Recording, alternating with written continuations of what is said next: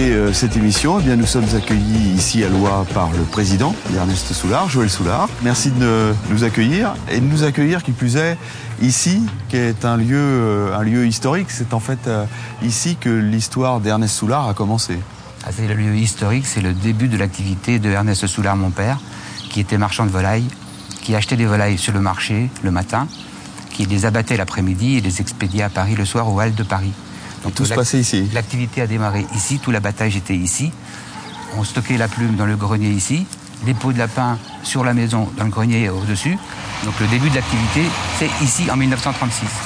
Alors entre les locaux historiques ici et l'usine que l'on va découvrir tout au long de cette émission, comment s'est fait la transition?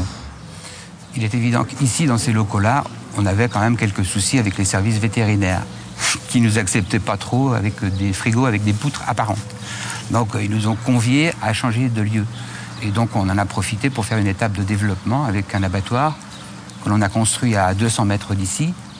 Et cet abattoir était agréé, bien sûr, aux normes européennes pour pouvoir exporter notre production de canard à ce moment-là.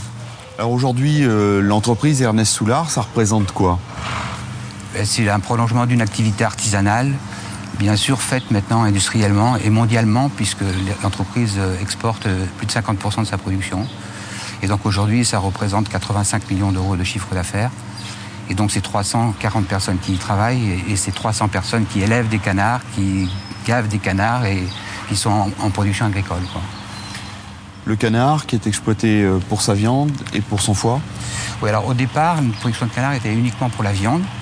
Et avec le développement du foie gras en France, j'ai pensé qu'il serait bon qu'on démarre une production de foie gras, mais pour avoir de la viande de canard gras. Puisqu'on nous demandait de la viande de canard gras et que cette viande on ne la faisait pas, il a fallu qu'on démarre une production de foie gras pour avoir cette viande de canard gras à mettre en marché à côté de notre viande de canard maigre. Merci Joël Soulard de cette présentation générale. Alors on va bien entendu découvrir l'unité de production tout au long de l'émission. Auparavant, on va aller faire un petit tour au début de l'histoire, là aussi. On va aller chez un producteur, découvrir comment gambadent les canards dans la campagne vendéenne.